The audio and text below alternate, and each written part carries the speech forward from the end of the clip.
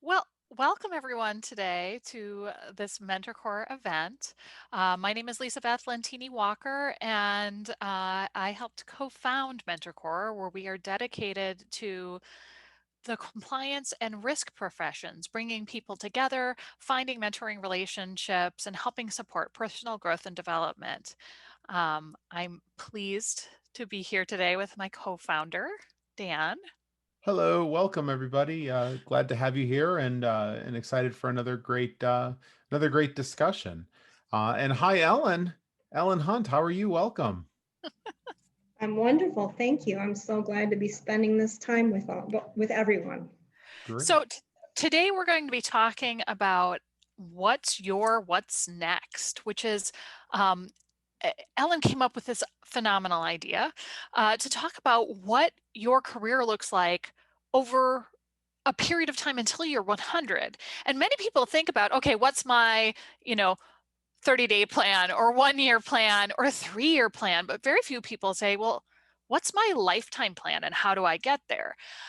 Ellen is very well known. She's won multiple awards, very well deserved within the compliance ethics space. She regularly talks about working with your board of directors and has done some phenomenal work in that space. And Ellen's a personal mentor, a mentor to so many people in this profession. So I'm thrilled to have you here today. And why don't you tell everybody a little bit about you and what's important to you right now?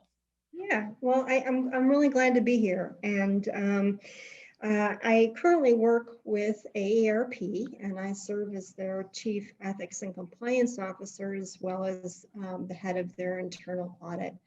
And at AARP, we think 50 is the new everything, and we want everyone to live to 100 and plus and have the best quality life that they can. And so that kind of sparked a bit of what we're going to talk about today, and what's next. I started in this profession by accident, by mistake. I got drafted. And I suspect I'm like a lot of you. I was actually an M&A lawyer. I was an ERISA lawyer. And I Oh, worked wow. for an organization that got charged with 6 counts of fraud under the False Claims Act.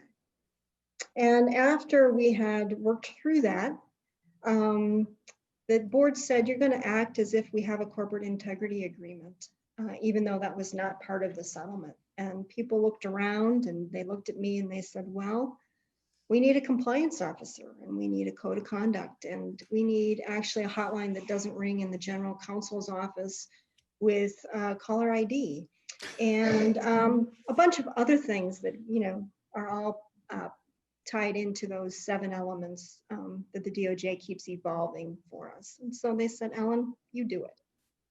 And I have to tell you, I was a little reluctant to take on all that because I thought, I'm a lawyer.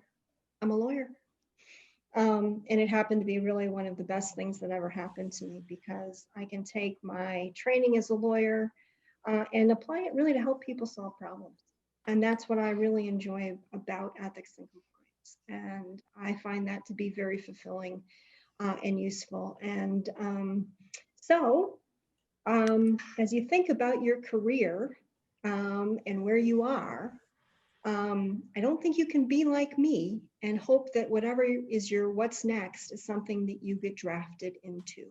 And so that's really what we're going to kind of spend some time talking about today. And it's really focused on you, right? What could ever be a better topic than let's talk about you. So I have a just kind of a short agenda here. It's about how managing your career can positively impact your ethics and compliance program. I'll talk a little bit about what successful executives do. And then we're going to talk about mapping that journey. And so to kind of get started, I want to introduce and set up um, what great executives do. And this is really work from Ron Carlucci. And there's a link there, and we're happy to distribute it to a really short video that he did. And let you know that it is behind a paywall. But he really did a study about, and it started out about why do executives fail? And then, as Ron often does, he flipped it on its side, flipped it around, and said, well, but this is why people fail, then how do they succeed? And there are 4 steps and 4 things that I think are really important to think about. And I encourage all of you to get the video and look at it, and that will go a little deeper. But the first is breath. And when you think about breath, this is really taking the widest possible view of your organization. And I must say that for ethics and compliance professionals, sometimes that's a tad of a challenge. But we need to really understand our organization's strategy, its mission, what is it doing, why is it doing it, what goals is it trying to achieve. And without that breadth, your program might not be as effective as it can be because you don't understand really kind of the organization as a whole. The next is context, and that's kind of seeing the trends and also anticipating the needs and reading the tea leaves. What's going to happen next? Choice. Choice is about making well-crafted decisions, and it's also about learning how to say no. We're going to talk more about that because that's another area sometimes where ethics and compliance professionals aren't the best. You say yes to everything, but sometimes you never say no. So we're going to talk about that. And then also connection. And connection is really being very intentional about your relationships and seeking out people who think differently and do different things than you do. And so when we think about all of these things, these are what Ron has identified as what makes executives successful. There's talk a little bit about that other side of the coin, about what makes them fail. And I think we have all seen very well-intended, very outstanding individuals get promoted and not do well. So that other side of the coin and the things you've got to think about when you move up or get promoted into a different area is, sometimes we continue to fight the last war. And that is, we're very grounded in what made us successful and got us to the next spot, but we haven't adjusted to the fact that the circumstances are different. And so we're replaying the past. We also sometimes rely too heavily on our expertise. Once a subject matter expert, always a subject matter expert. And you don't do that transition from being a doer to a leader, partly because nobody told you to. You didn't kind of move along and expect that. But more importantly, maybe nobody told you how to do that. And Hey, Ellen. so, yes. So I love talking about subject matter expertise as both an asset and a crutch. Yes. One of the things that I've seen repeatedly as a problem that compliance officers have run into, and I think this may be true in the security world as well, Dan, is that everybody wants to be a subject matter expert. They want to grow up and be managers, but they don't want to lose that expertise because if something happens, they want to be able to fall back on it. Yep. Yep. So So, how do you bridge that gap? yeah. So, our evolving theme here seems to be 2 sides of the coin. You said an asset and a crutch. It can also be a liability. I think it's important to understand, and this gets to the context of what your role is. And as you become higher up in an organization and you are seen as a leader, your words carry a tremendous amount of weight.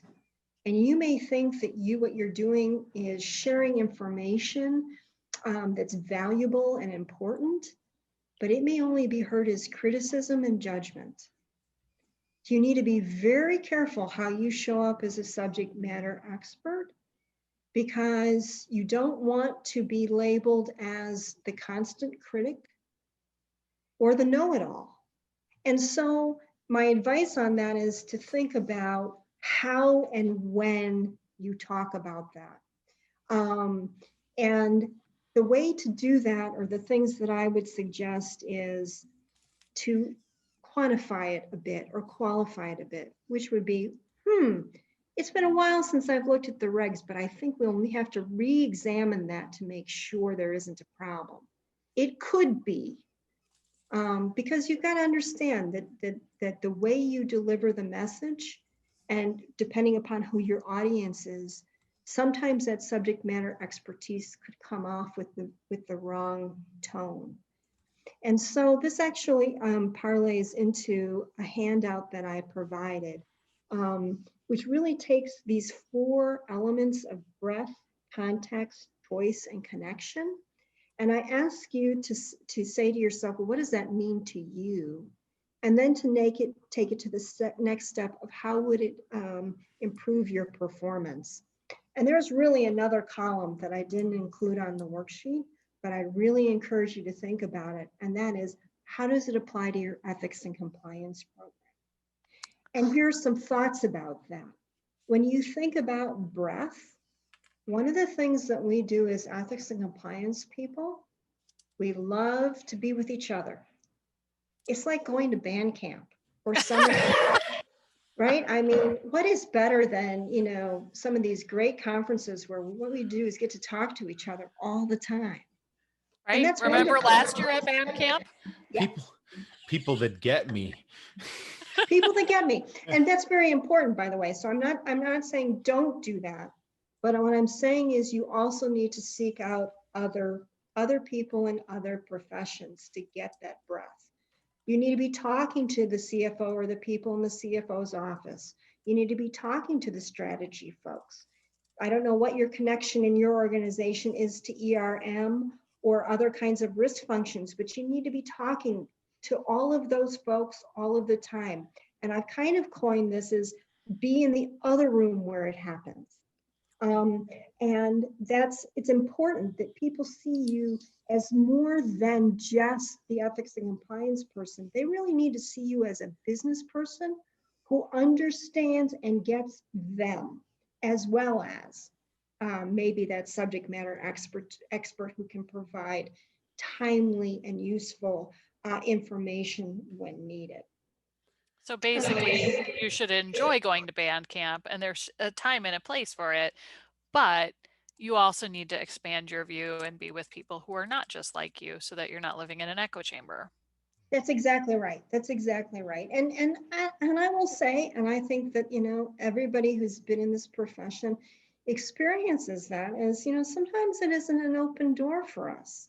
People can be very cautious or tentative about sharing information with us because they think, oh, great. I just told the auditor about this, that, or the other thing, and now she's going to come audit me. And the last thing I need is an audit while I'm implementing my new XYZ. And so you need to think about, as you build those connections so that you build context, how do you do that? And be kind of really clear with people that when you're having off the record conversations, they're off the record. And that you want to learn more about them. Another thing about context and connection that I just want to share is, one of the things that I have done in organizations I've been in is when it becomes time to put your budget together and to put your plans, your strategy for the year, go to the folks in HR, maybe the folks in IT, maybe it's your ERM folks, maybe it's your strategy folks. I don't know, maybe you have an organization that's beginning to think about ESG, where you clearly have a role. Maybe it's your health and safety folks and working with your COVID reentry plan, whatever it might be, and say, hey, do you know what your goals are for next year? I'd like to talk to you about how maybe we have a mutual shared goal and we achieve them together. Because quite frankly, as ethics and compliance professionals, you can't do any of it alone by yourself anyway. You have to have partnerships with IT and HR and your risk function and strategy. And maybe you have a corporate communications function. And you need to be as aligned with those people as you possibly can. You're also going to get so much more traction when you're helping them meet a goal while you meet yours. So think about how all of those help you with that breadth, choice, connection, context, and how it all goes together. But when you say to people, I like to see how we could work together to help you meet your goals, it's an entirely different conversation than, let me see what's new with you so I can figure out how to audit you. So you gotta just, change the approach. And for me, I think it's really important for ethics and compliance professionals to have relationships in the organization that are not always around a problem. Yeah, and I tend to agree, and one of the questions that came in, Ellen, was actually about as you talk about breadth and you talk about diversity of experience. The question that we got was around if you could talk about being a chief compliance officer and being a head of internal audit, but without having a background as a CPA, not having the same background as others. Is it a crutch? Is it a hindrance? Is it a help? How do you see that? I think it's what you make it. I'm not a CPA. I'm not a CPA. And I think that if you approach things with honest intellectual curiosity, that you want to know about these people and what they do and what's important to them, you'd be amazed how much people want to talk about what they do. Almost all of us are passionate about what we do. Think how many hours a day, a week, a year that we spend at our jobs. They're tied to our identity, that they're who we think we are. And people love to talk about what are they doing and why do they do it and what interests them. And when you approach them that way, and you maybe leave the titles and the credentials at the door, you're going to have a much more robust and meaningful conversation. I can tell you personally that my relationship with internal audit over the years has been far stronger because we've partnered on creating better awareness around security, better helping to develop audit programs, and learning from each other, but not going into it with the mindset of anything I open up as a gap will instantly get turned back on me. And it's been very helpful. Yeah. Yeah. And I would also add in that, I think in general, we're seeing more and more people transition from one role into another where they may not automatically be a subject matter expert. We've seen a number of our members moving from training into to compliance, or from compliance into information security or risk. And so I think, as we look at how quickly the world is evolving, we really do need to think about how can you keep your skills and how can you find ways to connect more so that there is a broad array of opportunities ahead. Absolutely. And I think when you look at how organizations are looking at risk, and this is a silver lining, I think, of the pandemic and COVID, is that an organization has to have a holistic picture of its risks and not have ERM over here, an audit over there, and ethics and compliance somewhere else. And for those of us who've been doing this for a while, which includes includes me, is the business used to get peppered with this risk, that risk, the other risk. And frankly, they don't care if you consider it a business risk or a compliance risk or a legal risk or a whatever risk. Risk is risk. And it's terribly important for the ethics and compliance folks to be really connected with and aligned with the other risk and assurance functions, because really, to Dan's point, we're all working to the same goal. We want the organization to be successful. We want it to execute on its strategy. And there are just tremendous ways that all of those risk functions can support that if you're working together and rowing in the same direction.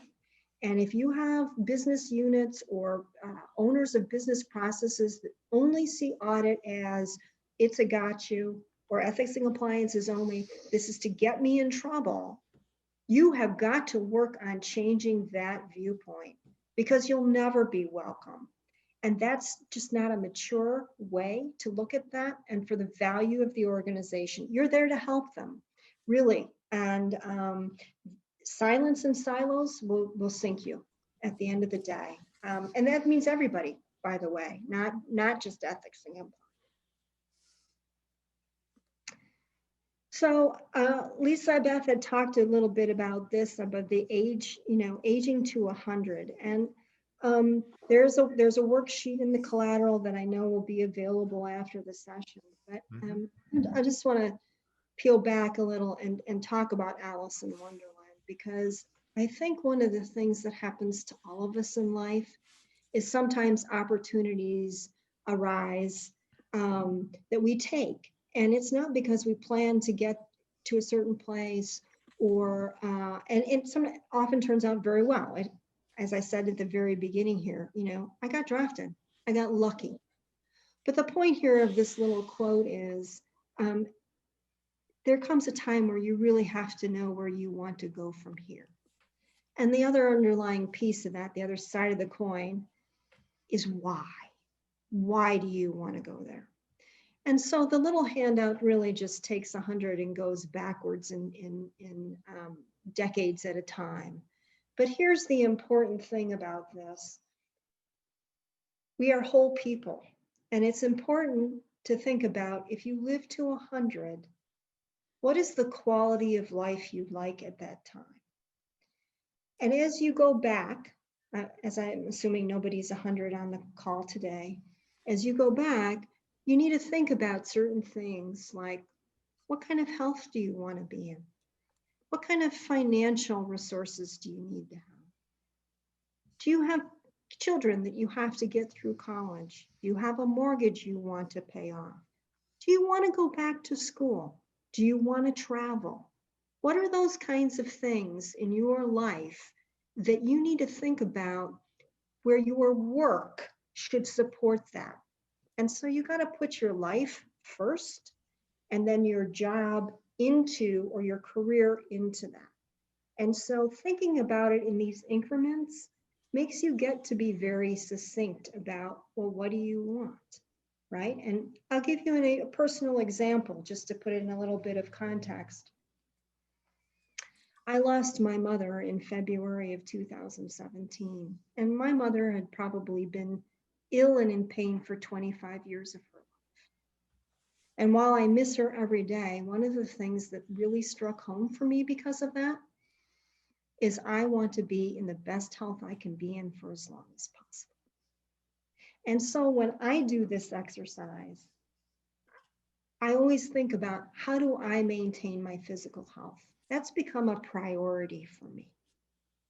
You will have different priorities based on where you are and what's important to you, but knowing what are your priorities is going to give you that roadmap to where you want to go. I love that. And I think it's so important that you look at the whole person, right? Because I know personally, I'm just going to be very clear here, my epitaph is not going to read, did awesome compliance and ethics work, right? Because there's so much more to who we are, right? What you give to your community, what you are in relationship to family, friends, etc. I think it's so important to say, yes, we all enjoy a profession here, but also we are human beings that have other lives outside of the work we do. Yeah, you can have the best job in the world, but if it doesn't work for you because other things that are important to you, whether that's family, whether that's travel, whether that's pursuing different interests, whatever it may be, it's not going to be the best job in the world. And when you think about where your what next is, it's very important, frankly, for you to know yourself and what's going to work for you. One of the questions that people are going to ask you is, why do you want this job? And when I talk to my recruiter friends, they say the most important decision, or the most important factor that decides what candidate gets the job and what doesn't, is the motivation. And if you can't really articulate why you want that next job, then you haven't really taken the time to kind of know yourself and what you want and what you need. And so this exercise is it's really important, and it can change over time, by the way. That's another thing is, and we're talking to, folks who love rules, but you can change because you have the absolute right to create, recreate, design, and redesign yourself anytime you want, and to change. And that's another rut, I think, that we all get into. And this kind of relates, Lisa Beth, back to your comment about subject matter expertise. Yes, it becomes a crutch. And maybe one day or over a period of time, you wake up and say, I really want to do X. And it doesn't matter what X is. But you don't take any steps to go do X because you've gained such notoriety or popularity or status or credibility as an ethics and compliance subject matter expert. And you know what? You're going to have to find that balance and begin to move to what really is going to fulfill you. And that's go meet other people. That's work on that breath piece, because the more you know, the more you learn, the more opportunities you'll have. Yeah, and I think that knowing that a pivot is always available. I was talking with somebody the other day who had basically said, hey, I built myself into the in-demand speaker, the in-demand person in this niche space, and I don't like it anymore. Yeah. And Yeah. I said, well, what are you going to do about that? Because you can keep on doing what you're doing because you're good at it. But at a certain point, if there's no passion and joy in it, you're no longer going to be the best at it. And it becomes a drag on the rest of your life because you start resenting that. And I know I myself have gone through moments where I was like, oh, I love this job, but this job doesn't love my family, and my family's number one for me. And that's my choice. But right, everybody has to go through that different path. Well, and we all have our own decision tree. But if you don't know, where the tree is or where the branches might be, then you won't be happy with some of the decisions that you make. And so it's really kind of critical to just take a look at, what do you enjoy? What do you have passion around? What do you want to be doing? And you had talked earlier about really kind of this rotation program and seeing people move into different kinds of roles. I think we're going to see more and more of that. I do think that when folks in organizations look at ethics and compliance professionals, they're looking at your talents and capabilities. They're not looking that you're a subject matter in ethics and compliance. They're looking at the fact that you're a problem solver.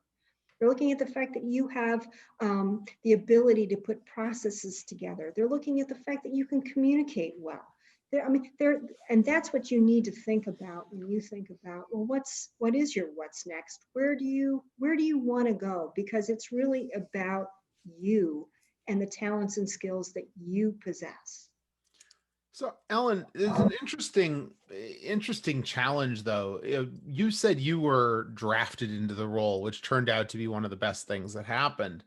But oftentimes, when presented with options, we don't necessarily take the more challenging one or the one that's a little bit off the beaten path. Or as we heard from Eric Broughton when we talked, who is here, taking the place where the business needs you, but may not be the thing you need at that moment in time, but it may turn into the best thing. How does that fit in?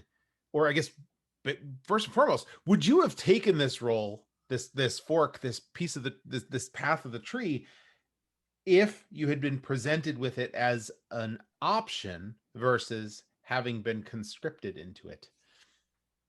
Yeah, no, it's a fascinating question. And in fact, I had to really kind of be talked into it, right? Because I had this image in my head, I'm a lawyer, right? And so I did this analysis. It was a big L right on the top of your head. Yeah, I'm a lawyer.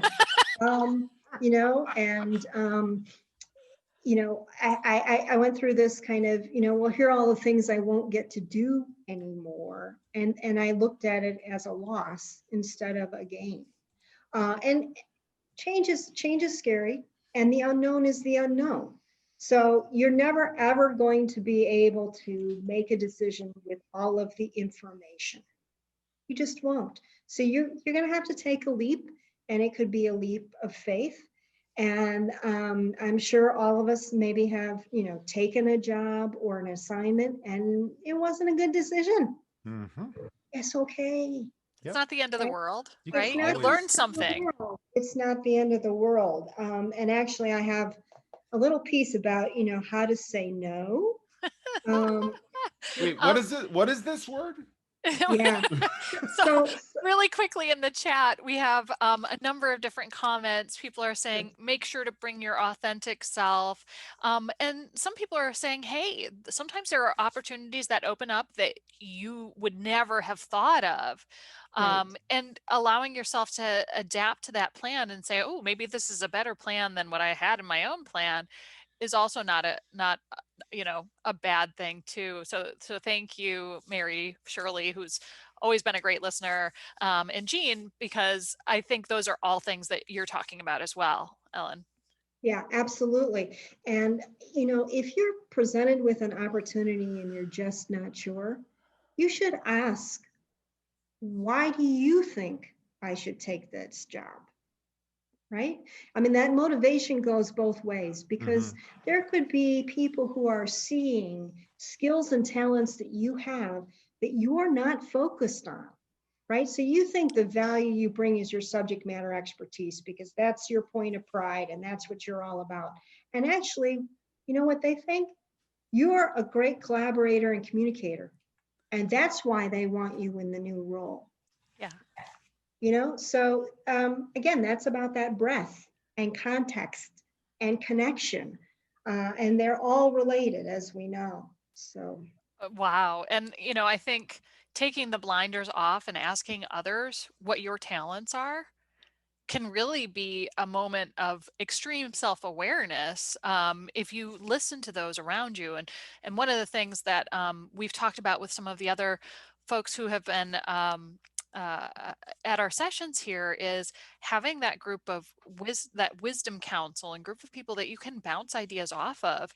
I know that's been really helpful in my life, and I think it's good to ask other people for their perspectives along the way, because you may find something out about yourself you never knew. yeah, it's huge. I mean, how are you showing up? How are you showing up? And you may think that you are showing up in one way, and the audience, whoever they may think that you're showing up in a very different way. And just on feedback, get it everywhere and anywhere you can. Not to the point that you're, skewering after people and say, how did I do? How did I do? How did I do? Over surveying is a problem. Don't over survey, but you really should invite people to give you those comments and those feedbacks, because there's two opportunities there. One, for you to learn a little bit more about yourself, but also to learn about the other person. And sometimes we trigger emotions and other things in people because we just didn't know something. And this happens in communication. You may be using a word or have a mannerism or something that actually just really is offensive, or makes people stop listening to you, or whatever it may be. And it could be the easiest thing in the world for you to change, but you just don't know. You just don't know. And so when people come to you and say, hey, I want to tell you about something, or, hey, I don't think that did go well, take a deep breath, sit back, and listen. What actions you decide to take are up to you, but that's very, very, very important information. And you should always be as open as you possibly can be to that. Great advice. So I hear that there's a word called no that I'm not very familiar with. Yeah. Could you help explain to me how to use this as part of my vocabulary lesson today? How do you spell it? I don't even know how to spell it. Well, and this is one of the things that I think folks love about ethics and compliance folks, is they always say yes. I mean, I got drafted into working on the complaint and what caused the unwinding of some business in my old company, because I was so young at that point. I didn't think I could say no to anything. And there is some value to getting the experience and saying yes and building a reputation of somebody who can be relied on. But as your career progresses, you do have to be able to say no. And there's a couple things about saying no. Oprah Winfrey's rule is if anybody asks you within 48 hours to do anything, you have the absolute right to say no. You can take that for what it's worth. Maybe it will be your rule, maybe it won't. There is tremendous value, and anybody who's familiar with Second City has heard this before. It's the yes, but, right? And when they improvise, this is, if you've seen some of their shticks, which can be, of course, very entertaining, this is, one of the exercises that they do. And I will tell you, and this really parlays a little into what Lisa Beth said about her colleague who said, I'm known as this great speaker, but I just don't want to do it anymore, right? And giving back to the profession. You have had the opportunity to have opportunities. Just because you are not going to do it doesn't mean isn't an opportunity for somebody else. So think seriously about, if you can't do it, can you give it away? Can you give it away? And this serves two purposes. It may give somebody an opportunity they wouldn't have gotten otherwise, but it also helps preserve that relationship with the person who asked, right? They have a need. And you say no, that puts them back in the drawing board. You say yes, but what about my colleague, this person, or what about this person? Then they have somewhere to go. You've helped them continue their journey and get what they need, even though you've said no. Right. And then, And that's amazing. And I know that that's one of the things that, we've been talking about as a profession with sending the elevator back down. Mary and Lisa's new book is, you can give away opportunities or make people aware of other people who could be great fits, whether it's an assignment on your team or a speaking opportunity or something else. absolutely, absolutely. And so, sometimes things don't have to be yes or no. They can be a maybe. And here's another way you could approach something like this. And, it depends if this is in a business context or you're being asked maybe to speak or present. Sometimes the timing just isn't right, or honestly, the topic isn't right. You've been asked to speak on something that, it doesn't jazz you. You're not that interested. Or you have to do a lot of work to prepare. And maybe you just don't really have the time. So another thing you can do is say, thank you so much for thinking of me. I really appreciate that. You know what? I can't do it this time, but I would love to be considered next time in third quarter of blah, blah. And here's some topics that I would like to talk about, right? So you can be very specific. And so they know, don't just call back about any other topic because you're not going to say yes to that one either. And so you've given them some guidance and you haven't said no, you've just said maybe. So that's another way to do that. And I know all of us are always balancing, all the things we have to do for work, things that we need to do about branding, which I want to talk a little bit about too, and getting out there and building your reputation. And that's very important, by the way. We all know this, but we don't think about it in the context of ethics and compliance, is the number one best thing for you ever is a customer testimonial, right? And when you have a chance to present, or you've written a paper, or you've done well at a meeting, or somebody in the organization says, go talk to Ellen, she can help you. That it's worth its weight in gold, because what that comes with trust already built in and credibility already built in. So there's tons and tons and tons of things about branding. I'm not going to spend a ton of time on it, except it's critically important. It has to be authentic. You can't take somebody else's template and just pile it onto yourself and think that will fly. This isn't a fake it till you make it thing. And I just encourage you to check out Rich Keller, because what Rich has done in his career is he was a huge marketer for very large brands. But he makes you go through an exercise that you can describe yourself in one word.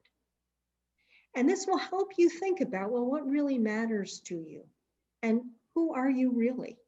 And what should be your what's next? So check him out. I think it's a very, very interesting approach. And you'd find it worth your time. I talked just really quickly about becoming indispensable. When COVID first hit, we heard a lot of stuff on social media and others about, become indispensable. What that might mean for ethics and compliance people is always have the answer, and everybody asks you to do everything and you do whatever they ask. That is not what I mean. That is not what I mean. You become indispensable by being a trusted business advisor who has subject matter expertise in ethics and compliance. So this gets back to the how to say no. You will be asked to do some projects, and I'm just being honest because, we're ethics and compliance. Sometimes there's been a meeting and everybody goes around the room and says, we really ought to do X. It's a grunt, crappy project. It will not have a good outcome because you will be delivering bad news. And they go, give it to Mikey. He'll do it. And that means make ethics and compliance do it. You do have to sometimes draw lines about what your function is and what it will and will not do. And you have to do that politely. And again, you might have to say a yes, but maybe we could assist with a gap analysis. Maybe we'd be happy to do a self-assessment. Maybe we'd have to, but there are some projects, frankly, that are not worth your or your staff's time. And you need to protect that. The company you keep. This goes back to the comment about we love to spend a lot of time with each other, which is always very valuable. You need that validation, and you need to have a network of people that you can call and say, I'm trying to do this, I'm trying to do that. Have you done it before? Some of those people who can give you the rules of the road or the wish I had known then what I know now kind of advice. But aspire a little bit bigger too. If you want to be on a board, are you making contacts with board members? If you want to understand what CEOs think, you don't only have to think about your own CEO, connect with other CEOs, CFOs, chief audit folks, people who are renowned in the risk area. It's the same kind of connection within your organization that you should be doing outside of your organization. Increasing span of responsibility. I believe, and we'll just see if my crystal ball is cloudy or clear. We're going to continue to see a convergence of risk functions and assurance functions in organizations. And those that have a mature attitude towards fixing and finding, who understand that they're better served and actually have a competitive advantage by having a strong ethics and compliance program, and can have mature conversations in their organization about, oops, that's wrong, we need to fix it, will do better than others. And so when you get asked to do something that's outside of your area, or do some kind of rotation, or be on a task force, this is where I think you should say yes, because you don't want people seeing you only as the ethics and compliance SME. You want to be seen as a business person. I want to talk about board service just quickly. I really think that when we talk about an inclusion and diversity, and we look at some of the recent scandals, one of the things that board of directors don't have is people who have that risk kind of expertise. And I think people in the ethics and compliance field, as well as ERM and audit, and anybody who's in the assurance function has those skills and abilities, and they should be sitting on boards. So think about what kind of organizations could you serve as a board member? and then giving back to the profession. I think we've seen tremendous maturity in the profession. It will continue to evolve. I'm extremely excited about the DOJ changes. I think they get us to the next level of maturity. And when you have people who may be looking for a job or thinking about getting into the field or ask you to do a presentation, think about how is it you can support and give back. Absolutely. And I know that we are in the middle of trying to do a lot of different things to help support compliance professionals, particularly those that are in transition right now. Yeah. So one of the things I read many years ago is you always end with action items. So I would like all of you to do the 100-year life exercise. And you don't only do it once.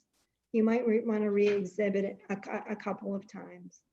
The other exercise that I have thought to be very valuable is take your resume or your CV, and I want you to write it for 2025.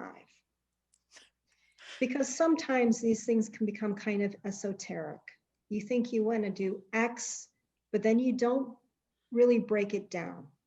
What do you have to do now to get there? What do you want to be doing? What are those steps? And who do you need to meet? And for many of us, what's on that list is you want to be promoted. You want the next rung on the ladder. And Amy Bernard-Braun has a pro-mobility index. And it's a great way to see, are you there? Are you ready? Or do you have some skills that you need to work on? And now's the time to think about, well, if I want to be somewhere in 5 years, whether you want to be the chief or you want to be in a different kind of organization, or you want to have more than one department under your wing, now's the time to think about, okay, what do I need to do? And actually writing that resume is going to help you really think through what all those steps are.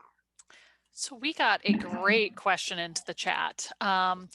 A person who's listening in said, you know, a person entering the workforce 50 years ago might have thought that their 100-year plan would look a little different than 2020 looks.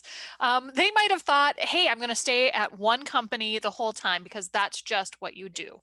Yes. And today it's a lot more common and oftentimes in the best interest of an employee to move jobs. So as all of the people who are listening in think about how they do their homework and create this curriculum vitae for 2025, right? Which seems like so close and yet a million years away. I thought it already was 2025 the way the last It year's feels gone. like it. It feels like it. So they ask, how can I know when it is the right time to move to a new company or position? Yeah, so it's a great question, and you'll never know 100%, right? You'll never know. You'll use, the information you have and utilize the best judgment. But I think sometimes we get a little too focused on some of the minutia instead of some of the bigger concepts. And so when I say write your resume, you need to be thinking about, do I want to be leading people? Do I want to be a problem solver? Where is it are your skills and your talents are going to be utilized to what you really care about? And that kind of goes back to that 100-year exercise of, I'm a subject matter expert. That's what I want to be. I really want to be that code geek that can recite the regs off the top of my head. That's important to me. So that's fine. Nothing wrong with that at all. Nothing wrong with that at all. But it has to be what you really want to be doing. And so the question I would have to you is, what's your motivation for this position? Why do you want it? What of your skills and talents is it going to utilize that fulfill you and challenge you? And if you can't rattle that off pretty quickly, if you have to sit back and say, oh, I'm not sure, then this may not be the right opportunity for you. So, You Ellen, can rattle it right off. Congratulations on your new job. so Ellen, one of the things that people struggle with, especially now, is there's unplanned job changes as the markets are fluxing, and I think we're going to see another round of these as more companies make their post PPP layoffs. Um, Answering that question, the honest answer to that may be because I need to feed my family. Any advice and Absolutely. thoughts on how to respond when that really is the motivation? Well, if that's really the motivation, take the job. I mean, look, we all have, as I think Cookie Monster said, we all got to pay the cookie bill, right? I mean, Right. if that is a bottom line consideration for you, you have to do what you have to do to pay those bills and take care of your family. Absolutely. I think the question is more And the inverse. It's how do you sell? How do you, because they're going to ask you as the yeah, candidate, why do you want this job? And I think, I don't know that we as a culture have come to the point where we're comfortable saying, well, because I need a job and you've got a good one. um, any advice on how to shape that response? well, what's good about it? Okay, there has to be a few things that are good about it besides just the fact that it's a paycheck, I Mhm. hope. And I think, if that's your circumstances, honesty is always the best policy. So if you're taking it because you need a job, you should say that. Mhm. You should say that because what you don't want is to create a bunch of expectations Right. where your new employer thinks that this is your dream job. And you know what? It's not. Right, back It's to your example of I see this and I see this situation this way and I see this situation 180 degrees difference, that yeah, mismatch. yeah. Yeah. And you can say that in a very positive and respectful way. Not, I just got to pay the bills, so I'm taking the job. But and you have to have gone through some kind of thought process to even apply for the job, right? Right. The commute's okay. It's a company that has a good reputation. You can work from home. I mean, there has to be some positive other things to the job. Or you could say, I'm very comfortable doing this. It's very much like my old job, or whatever it may be. I think though that, you don't want to, and somebody has said about being your authentic self, you don't really want to mislead. Yeah. If you're just taking it because you got to pay the bills, then that and some other positive but don't pretend that this is your be all and end all job when it's not. So I know we are running close to time here. This has been an absolutely fascinating session, and we're so glad that we had you here. We could have gone on for hours. But one of the questions that we always ask our guests is, what is the best advice that you've ever received from a mentor? Yeah. So it is actually not a mentor that I knew personally, but the woman who was the president of Pepsi, the CEO, wrote in an article for Forbes many years ago. And the title of the article was, "What's the best advice you'd ever received?" And her father had told her, always assume positive intent. And I think that that is critical, particularly when we're not face to face and we're not having personal interactions with people these days. Um, it is easy sometimes to take context and blow it up. And what I mean by that is put it into a personal context. Oh, they're just trying to make me look bad. They're trying to cut me out. They're trying to, manipulate me, or whatever it may be. And, people are generally usually just trying to get their job done. And when you approach people with the attitude that their intent is positive, you're going to build trust, you're going to build that connection, you're going to build relationships. And I think now, in the environment we're in, it's really important not to prescribe intent. And sometimes you have to, you pick up the phone or you get on teams where you can look at each other and say, hey, what did you intend by this? Just ask. Because you may have a whole scenario in your head that has nothing to do with reality. Right. So positive intent, because that's pretty much where most of us all come from most of the time. That's marvelous advice. Well, I really, really couldn't thank you more for being here My today with pleasure. us. We had so much fun just chatting with you. Lively discussion on both the Q&A board and the chat board. So we always like it when our members get a chance and other listeners get a chance to ask questions so that we can come together closer as a profession. My pleasure. I hope everybody takes care and be well.